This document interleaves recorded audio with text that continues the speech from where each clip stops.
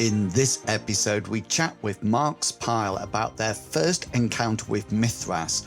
We share strategies to help new players, and we celebrate the long-awaited Unearthed Companion. Welcome to the Mythras Matters Podcast, Season 1, Episode 64, Introducing New Players to Mythras.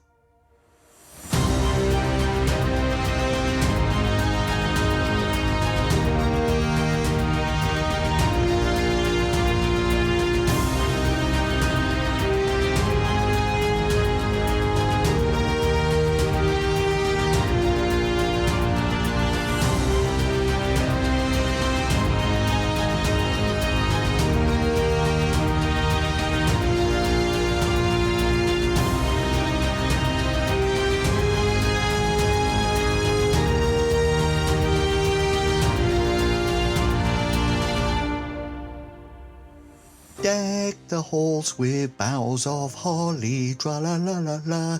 Too early? Well, no, I do have a rule that I'm not allowed to put the Christmas decorations up, eat mince pies covered in ice cream or cream, or play Christmas music until the 1st of December.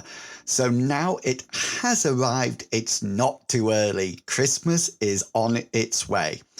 Now, to clarify something, when I say mince pies, I don't mean mince as in minced pork or lamb or beef. It is a sweet mince, and the pies are dusted with icing sugar. Just didn't want you all to think that I was eating meat-filled pies covered in ice cream. Okay, so first up for this episode, let's talk about the Unearthed Companion. So many people have been looking forward to this for so long.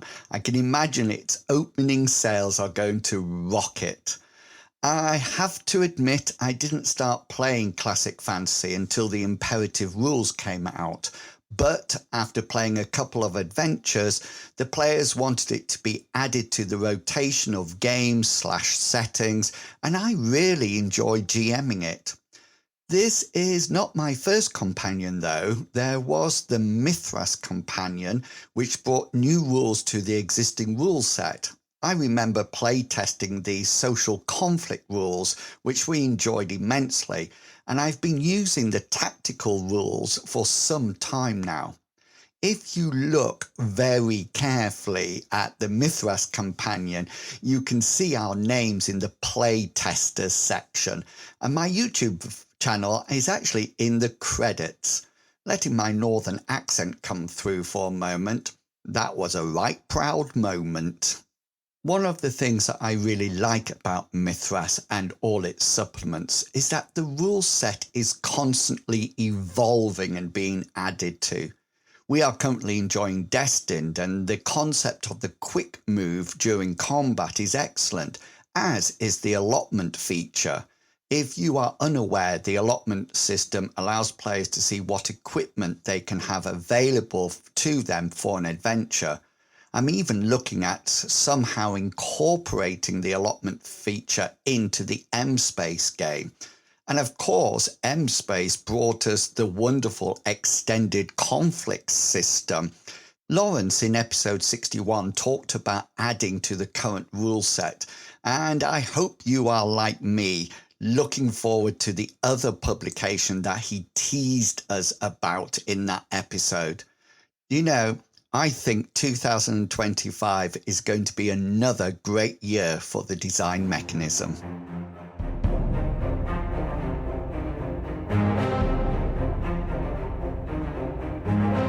We have been playing Mythras for some time now, although not as long as some of you have, and we continue to enjoy the rule set.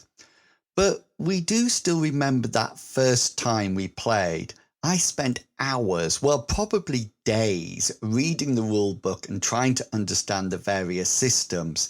It was not because they were overly complicated, more than it just takes me a long time to internalize and understand things.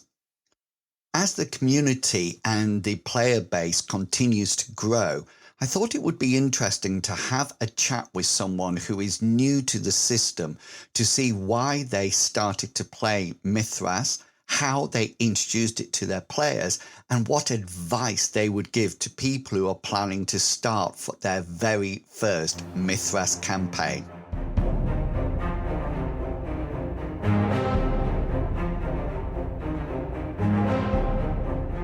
Oh, sure. My name is Marx Pile. I'm actually an author and a podcaster, and indie filmmaker too. But also, most importantly for this, I'm a gamer, a GM, and Fantastic. player. Yep, I've been playing role playing games since I was like 11 or 12.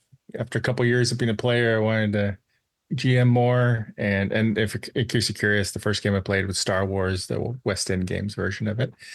And Excellent. and then I became a GM and start like a lot of GMs start homebrewing stuff or playing all sorts of games like Shadowrun and Rifts and of course D&D and all sorts of games. And yeah, I've just been doing it for a few decades here off and on. So and now we have a YouTube channel called Cabot Crossing, where not only we talk about the books we publish, because we publish different anthologies and novels, but also role-playing games. We have like actual plays and other stuff on there. Fantastic. So if anybody's interested, I'll stick the link to that in the show notes so people can go and check you out and your content, which will be brilliant. I must say, I love Shadowrun. I thought it was a really good system until 6th edition came out, and then we literally stopped playing at that point. And Heard it a lot. that's yeah, yes. So you decided to give Mythras a go. So hopefully, chatting to you today will people will be able to see how, as GMs, they can support new players or new GMs and what you think of the system. So let's start from there. What made you want to give Mythras a go? I guess it starts with BRP actually, because as we were doing different actual plays and I wanted to try different game systems, and always heard about the D100 games and systems. And so I wanted to try out Call of Cthulhu. I always heard about that too. So we went ahead and played that, and I was really surprised. I thought it was going to be really hard for players to get used to. But a lot of the players really found it pretty easy overall to learn. And so then I'm like, hey, let's look more into this D100 stuff here. And see what else we got going on. Yeah. Yeah. So then I started digging around and I found Mythras. I found your podcast and your channel, and just start watching and listening to stuff and checking out different books. And I really liked Mithras's approach of like a multi-genre approach, and how easy it is to go from different, world to world. And so I just thought this seems natural to try this next, and we just started playing Mythras. We started playing White Death, that module. Oh yes, the wonderful White Death. Yeah. Yes. Have you played it now? Has it been completed? We're not completed yet, but we're in the thick of it. I'm freaking them out because I keep talking about nasty rules and I keep mentioning torture, and now they think I'm going to have them tortured at some point. Oh no. But I must admit it's a fantastic adventure. I really loved GMing it. So so do you prefer to GM than play then? I enjoy both. I guess I do enjoy GMing a little bit more. But I do like taking a break and playing too. On the channel, I kind of trade off with another GM friend of mine, Greg, and he will often GM stuff. We have like two different groups, and so he kind of does more of the other group most of the time when he's usually doing some other systems, and then I'm doing D100 more and more. So I get to play a little bit too. But I do like GMing. I feel like especially with the D100 games.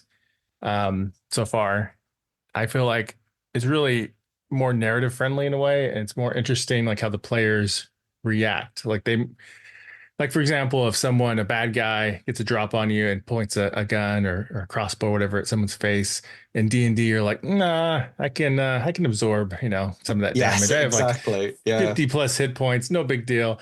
Whereas in Mythras or something, you're like, there's going to be serious consequences here. Maybe I should just be like, let's go along with this for a little bit until I need to make a choice. Yeah, very, very much so, and I think I really like the way we decided to have one rule set that then went across a range of genres, and settings, which is it just makes switching from campaign so much easier because we're only remembering one set of rules at all times. So yes, I agree with you with that genre. So what you obviously started to GM it then. So what do you think were the main areas that you had to focus on? Were there any, funnel points, anything that was difficult or anything that was super easy?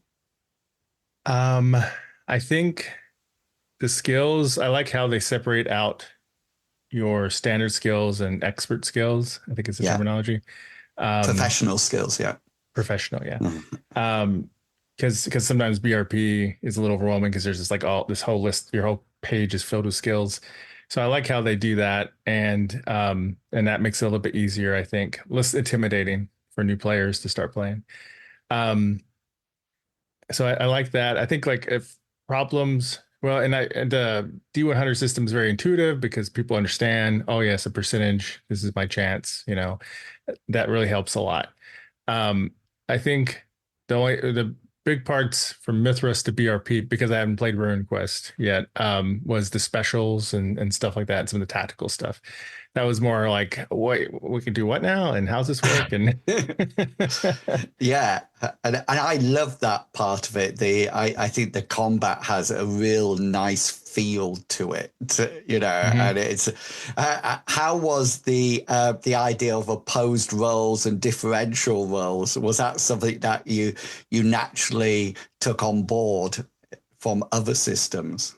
I think opposed, yeah, differential was a little bit tougher, just a touch to get used to.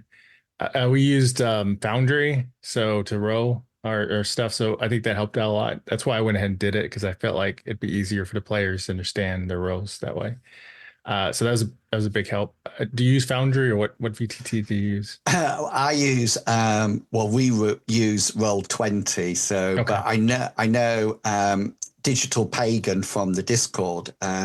He creates the sheets for both, I think, Mhm. so but I must admit, I was looking for a virtual tabletop with Mythras there, if that makes sense, to see, because we didn't want to have to artificially start to create new character sheets. So we looked at Fancy Grounds, which we didn't like that much, and so we went Mhm. to Roll20. But I know Medivac, if you know Medivac from the actual place, his GM uses Foundry a lot, and I know there's a channel in the Discord about it as well. So Okay. it's well loved from the Mythras point of view. I wasn't sure about hit point locations at first because a lot of games don't have that. So maybe I think BattleTech did or some older games. Um, but I find it so far it seems pretty natural how it works, and it's very descriptive that way in combat. You're like you got hit in the arm or wherever, and you kind of have more of a descriptor of like how badly you're hit you are, versus like D&D is very abstract about it, and then you like go to sleep and you're all healed up and stuff. Yeah, but exactly, and I think that's one of the reasons I moved away from D&D Fifth Edition. That I went back to play and looked for something different. I think the other thing that I like about hit locations is the tactical side of it. So we have sessions when one player might reduce the armor in one area by sundering it, and then so another player could then choose location on it to sort of like hit the legs or take shield arms out or fighting weapons out, fighting arms out. So I love that strategic side of it. I think that's really, really good. Do you like the magic system?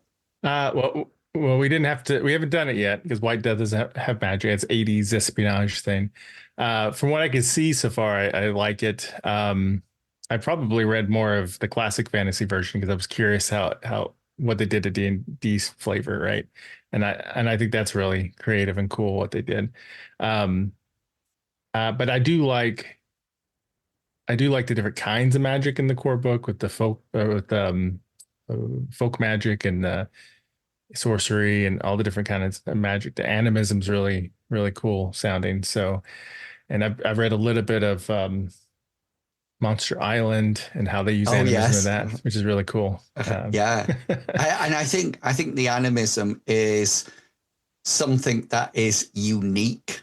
I'm not familiar of a different fantasy setting with it in that I've played, but I know there was lots of requests, for the podcasts and actual plays and rules videos to sort of like make it accessible, because I think it's because it's so new and different. But yeah, I would definitely recommend it. So after White Death, is it the plan to start playing a fantasy version, or will you play classic fantasy, do you think? I'm super trying to get them to try that because I think at the time we're talking right now, the companion book just came out, so I'm very excited to try that out. We have two different groups, and one group is much more rules light or story focused, and they like D100 a lot. And then the other group is very epic fantasy. So we've been playing like Tales of the Valiant, DC-20, Daggerheart, that kind of stuff. So I'm trying to get them to play. I would love to get them to play classic fantasy because that would be really interesting to see what they think of it from playing all these other games that are in that kind of genre, and to see if they love it or hate it, whatever they think of it. But either way, we're gonna play classic fantasy at some point. I've got a couple of the modules. I've been trying to think of what we could do, and I'm excited about it because it's cool. It's cool, different twist to it. And I think with classic fantasy having classes in it, I think it's a natural progression from Dungeons and Dragons 5th edition into classic fantasy, because people can pick up those classes and they're familiar with them and how they work, which is brilliant. Yeah, so, it's like shorthand for like, here are the different kinds of characters you can play. So it's not overwhelming, right? So yeah, and I think some players like that. They like that almost like support. This is what my character is going to do. Well, Mythras is more open.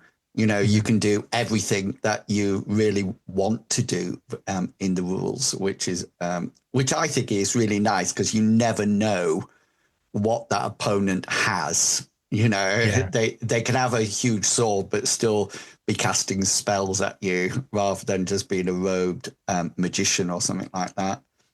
So how's your players taken to it? Is it something that you think took a lot of learning? They had to learn a lot and to implement it, or did you just dive straight into White Depth and sort of like do it as you went along? Well, a couple of them had played Call of Cthulhu with BRP, so they understood that. And with that, I had one player guest play who never played a role playing game in their life, and I just ran them through the general rules for about about an hour, I guess. And they played and they did a great job. So they did lots of stuff you would expect. They're a natural born gamer because they tried to commit violence and they picked somebody's pocket. So, I mean, just nice. That sounds perfect. Apparently that's everybody's go-to fantasy when you play. Excellent. So it's at least fundamentally, especially how you do skill rolls, which is a huge part of it all. It's not hard for people to learn. The players who never played before with Mythras, I just pretty much I set up their characters. They did the pre-gen characters, like if you remember them, like Warren and Gail and uh, Matheson, somebody else I can't remember. Yeah, no, I and remember them. Yeah. yeah, and so that helped them, so they didn't have to worry about character creation right out of the gate. And but they all seemed to grab it pretty well. The combat was the toughest part, just because they didn't have specials before. So trying to understand those options was the probably the biggest learning curve for them all. Um, and and also me struggling for weapons because I had when I wanted to gear up, I thought, oh, it's going to be in I had the core rule book. I thought they'll all be in the core rule book. And then I realized as we are going through it that it's all fantasy in that. And the imperative book has your modern weapons options. At least that's one of the books. So then I was like, oh no, I got to struggle around because somebody wanted a bazooka. You know, Nice. Yeah, and I think there's a firearms book as well. I have found that now. Yeah. Yeah, which is good, and I think as the design mechanisms has created new systems because of things like Luther Arkwright, which is a system that has a lot of really high-tech weapons in. And of course, Destined has brought everything in as well, from bazookas and grenade launchers. So yeah, it's a really, and I think, I mean, White Death, your weapons are seriously damaging, if that makes sense. You know, you're not messing around with daggers. You know, those pistols and rifles Well, can it's take good because people some out. of the Yeah. threats you need it. Yeah, exactly. I will be really interested how they finish off. So are you? Is that actual play on your YouTube channel? Not yet. We pre-record and then we release them, so it should come out probably in late January. So Excellent. That sounds good. Yeah. So we live play, which is the sometimes it's great, sometimes it's not. You know. So being a new GM, how do you think new GMs can support new players? What would you recommend for them? what new GMs can do to help support new New players, players, yeah. like for Mythras specifically. Yeah, or any system. Let's start with Mythras and then go from there, or your I think, experience of White Death. Yeah. yeah, I think make sure you have a good session zero first off and get them familiar with the game, especially if they have much experience in role playing games in general, because then you need to like help them understand what a role playing game is, and there's no you're not competing against each other, and you're kind of got a common goal and stuff. Uh, uh, but to help, I think session zero is really big to help everybody get on kind of the same page. Um, yeah, and then you can do what I've had them do before is especially game systems that are a little bit harder to grasp. Is we do like mock combat or mock checks and stuff, and have them roll stuff just to kind of get down like how that works a little bit and what their options are. And that would work good with Mythras. That probably something I should have done with Mythras is just have them go like in an arena fight, fight, and then they can Yeah. figure out their specials and stuff right there. Uh, Um, have you seen the combat modules? I've not. That, I need to check it out. yes. What's the combat modules like? So each so one's, I think it's called brace yourself or something like that, and then there's cover fire. So each of the combat modules take on a certain aspect of combat. So take cover is the players are, it's all about archery and missile weapons, and basically lizard men are coming across, the players are taking off a huge gem of their statue, and they're sort of like at various positions, and lizard men come across, and it's trying to introduce things like using, rather than going for choose location all the time, doing things like trip opponent to get them to fall off the bridge as they come across, and looking at different ways. So it's a real fun way, because you get pre-gen characters there, and the tokens, you can just import the tokens as well to your VDT, which is good. But it also gives the players an experience of combat in a system, you know. So the take cover one is that they should try to get up the statue and over the back of it and escape before the lizard men get to them. And it's got like a whole tribe that comes across. But yeah, so each combat module has a different approach. So, and I think cool. It's a cool way to do that. I use them. I have one in backup. So if we can't get a full group or something, then we can just pop it in, you know, and play it out. But I think they're really good for showing the different aspects of the specials. And, you know, unless you're an archer, you wouldn't normally use rapid reload to reduce the reload time and things like that. So it's it gives you a real good insight into combat. So yeah, so anything like that I think would work well. Cool. Yeah. So I'm definitely, if you know there's going to be archery or something, and run them through that first, and that would be, I'm going to get those now. Yeah, they're really good, and I think there's 3 in total now, but I only know take cover off by heart because I've recently just prepped it, you know, for one of our sessions if we need it. So but it's really nice, and I think it gets over the go-to choose location special, you know, which gets used a lot, but properly as well. That's how my wife is. She always wants to shoot everybody in the head. yeah. You just end up making everybody wear really big helmets. That's what, or passive blocking with their shield, which is also nice. There's also a wonderful set of combat cards. I don't know if you've seen those, but they come and they. This is not good podcasting because I'm holding them up to the camera, but you can see that they have they have all the specials on flurry, force failure, and then they have the backs like that.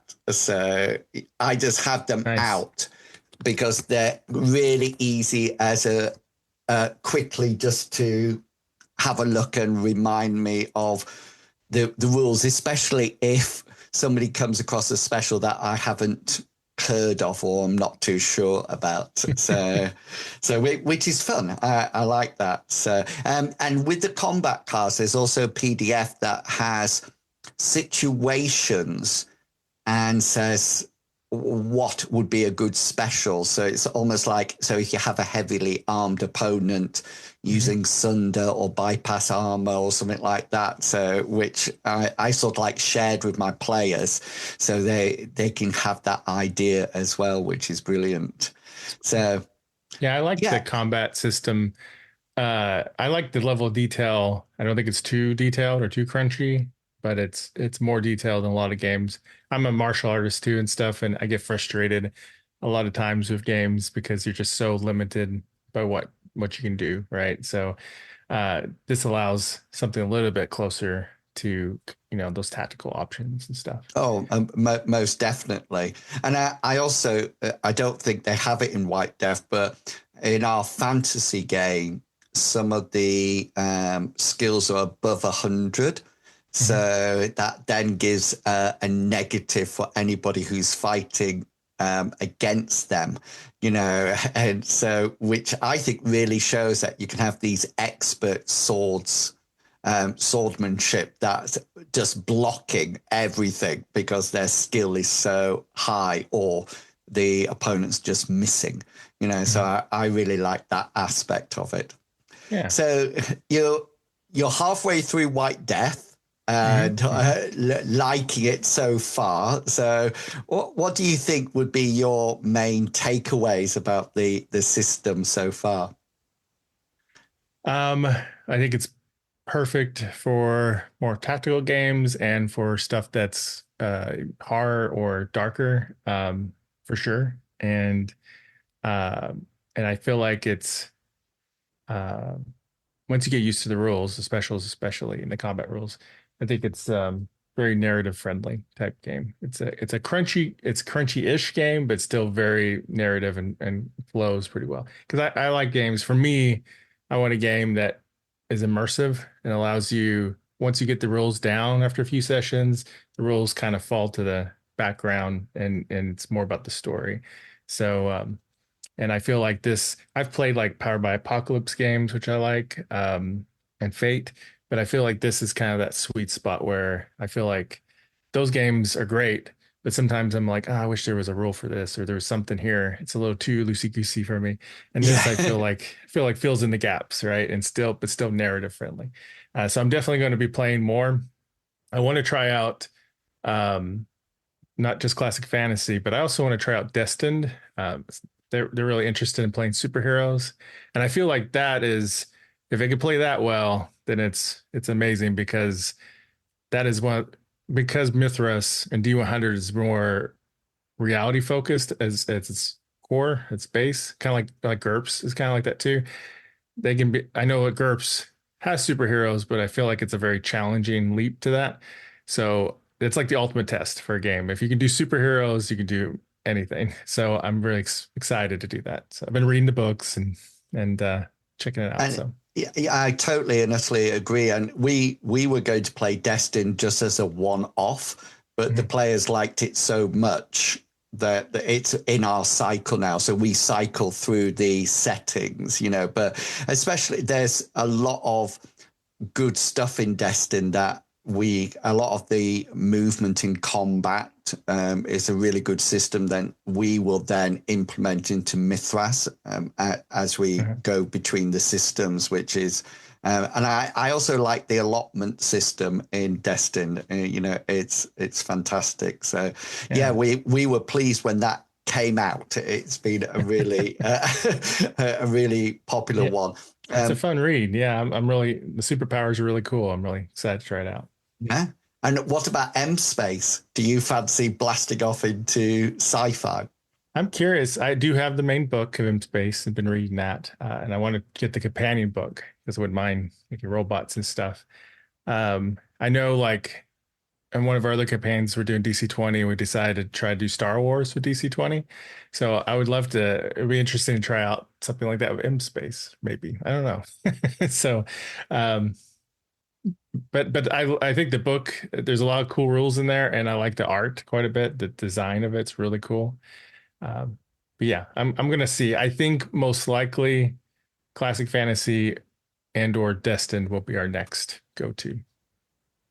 Yeah, sounds fantastic. I think Destined Classic Fantasy is a nice bridge, I think, and then Destined definitely. I watched the Boys series on Mhm. Amazon Prime, and that sort of like changed my perspective on and Destined and what I was going to do with it. I feel like you could do the boys at Destin if you wanted to. Yeah, those hit Yeah, locations can be used in a whole different way. Exactly, and I think we've just actually got a rival company trying to poach one of the supers at the moment, Ah, which is really interesting. And I think you mentioned it beforehand. I think Mythras has that narrative. It has some really good um, dice systems in that could be nice and crunchy and be very specific, but at the same time, you can do whole adventures just rolling skill dice and really engaging in the narrative and being mhm. really immersed in it.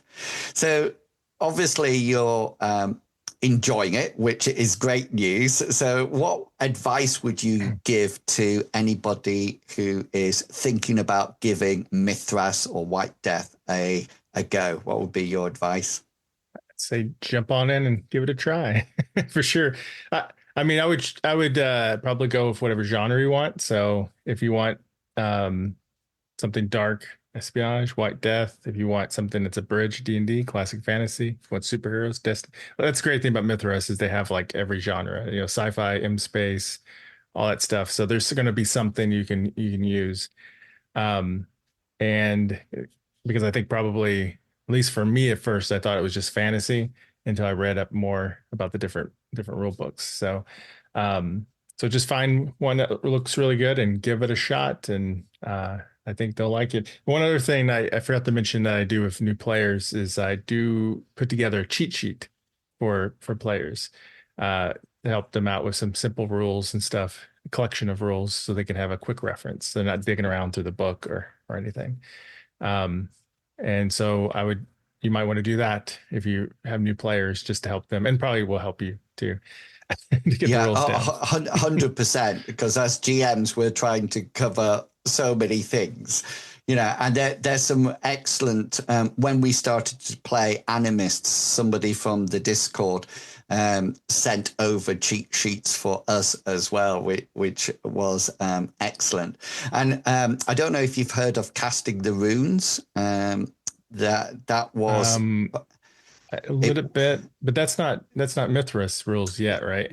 No, but it is going to be Mythras sized, if that's a word. I think Lars I think Lars was telling us about it in the update, which would be fantastic because it'll bring that culture, that setting, that genre of Call of Cthulhu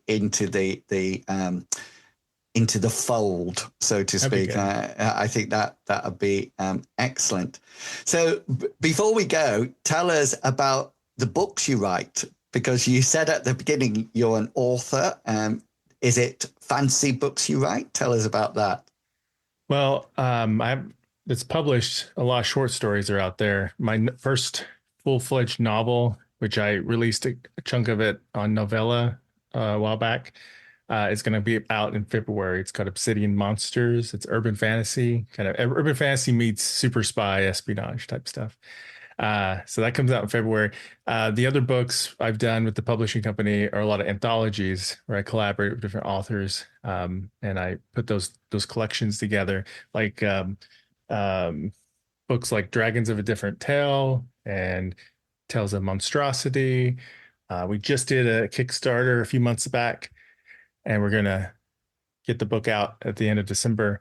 It's a 2-volume set called Fairy Tales, Folklore and Fables, Volume 1 and 2. Where in all these books, we kind of like take, like for example, dragons. We take dragons, the archetype of dragons, but then we asked all the authors to put a twist on them. So they put them into different settings or genres or something else that puts a twist on it. So like we have dragons in space, we have dragons in, in the Old West, like that kind of stuff. Post-apocalyptic dragons.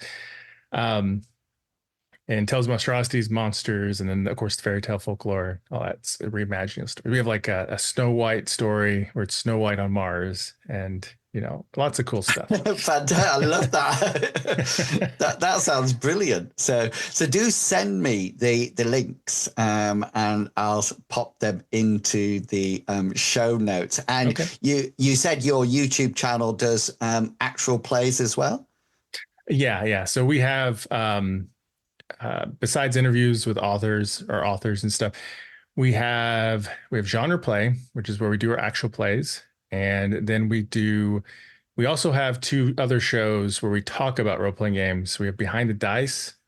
Some of that is us. Some of those episodes are us, like after we play a game and we talk about the game system. So we'll have one for Mythras after that airs.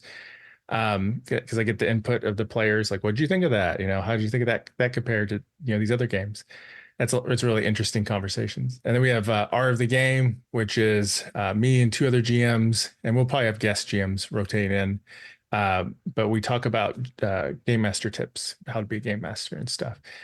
And then slightly different, but on the channel, we have Genretainment, where we interview different guests who do all sorts of different kind of game designers, but also authors and filmmakers and stuff.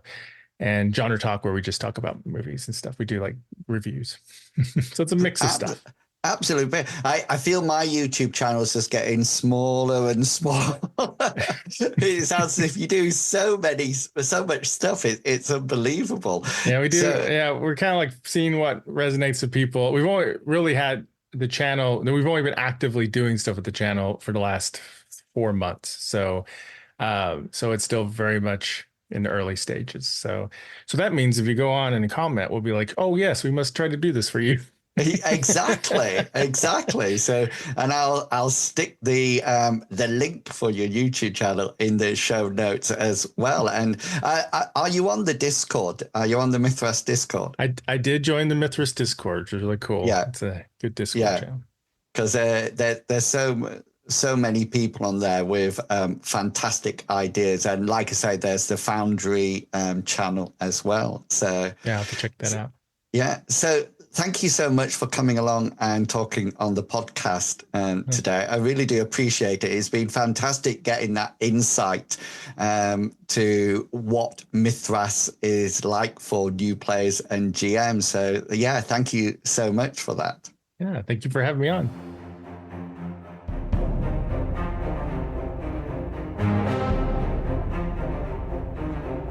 Thank you to Marx for coming along and chatting with us. It was so interesting to see Mythras from that starting point again. We have played the excellent scenario White Death by Chad Bowser. It is an excellent adventure, and I hope we will see more adventures for this genre coming to Mythras in the future. If you would like to watch how we tackled White Death, then I'll put the link in the show notes. For me, there is probably only one ending to the adventure, but let me know if you think differently. At this point, I would like to add some more strategies that I think are important for introducing new players to the system. And if you have any of your own, then please do add them in the comments. I think pre-gen characters are very, very important. There are many skills that I would consider essential while playing Mythras, and it's important that new players see and recognize these. Pre-gen characters allow the players to see which skills are important for them as a player. Also, when creating new characters, I have found it beneficial to have a more experienced player in the session if possible. We had found that their advice and support have been so beneficial, saying which skills they think would be good to invest the points into. As a GM, I would also recommend that your first session starts with one aspect of the game, and then as you continue through future sessions, you add other aspects. For me, I always start with the skills and create a series of situations when the players can get used to the way skills work and the concept of opposed roles. After this, I might introduce some aspects of combat, usually against some very minor thugs so that specials can be explored, before moving on to combat in different situations and or against more dangerous foes with or without them using special combat maneuvers. I always encourage players to be experts of their own characters. If they can understand how the rules apply to their characters, then it makes my job as a GM easier. No matter how much I read and make notes, players are always the best at knowing the nuances of their own skill set. My final piece of advice for new players or GMs is to take it slowly. If you spend a whole session playing through one combat, then that is, in my opinion, time well spent. Encourage your players to progress slowly as well. Make it clear what your aims are for each session, and then review the rules with your players after to ensure that the way forward is clear to everyone. Getting a good feel for the rules before you start your campaign, I think, is essential. That's why I recommended the combat modules in the interview. Using ready-made encounters and adventures is also helpful, especially for the GM, because you can see how the rules are used in different situations. And yes, a little bit of self-promotion here. It is Christmas. Remember, I have digital downloads available on my Ko-fi site. These include both adventures and encounters. The link to these will be in the show notes. And finally, if you just want to get on with your campaign, rather than doing combat modules or other adventures or encounters, then be prepared to make changes. Several times we have had new players join our table only to find that they have invested points in a skill that does not work how they thought it was going to, or they don't actually use that skill anymore. Letting them change the skill or where they've put the points when they created the character allows them to play the character that they always wanted to play and makes for a much happier playing experience.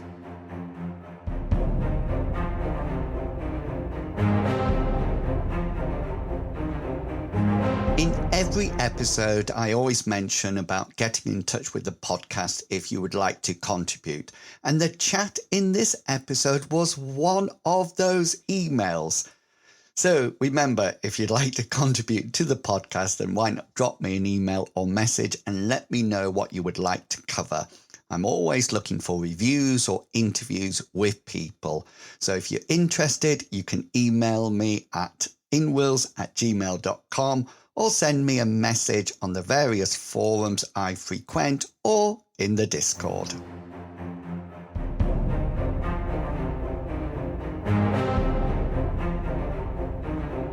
And that's it. Another episode of Mythras Matters completed, and the last one of 2024.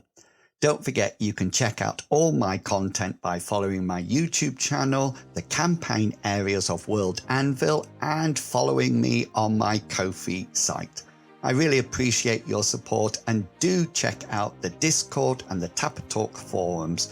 There are great people there sharing ideas within discussions.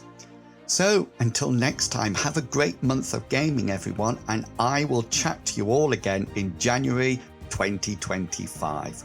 Until then, I hope all your opposed rolls succeed and provide you with a well-deserved special. Oh, and happy Christmas, everyone. Thanks for listening. See ya. Bye.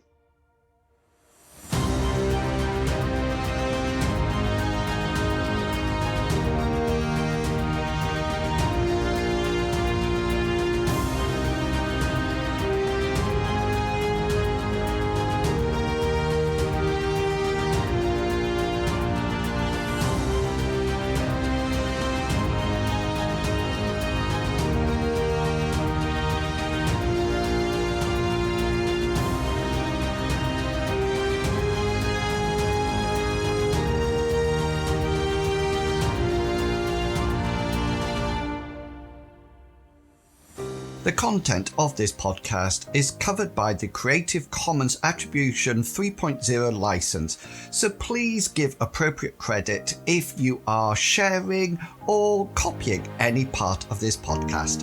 Thank you.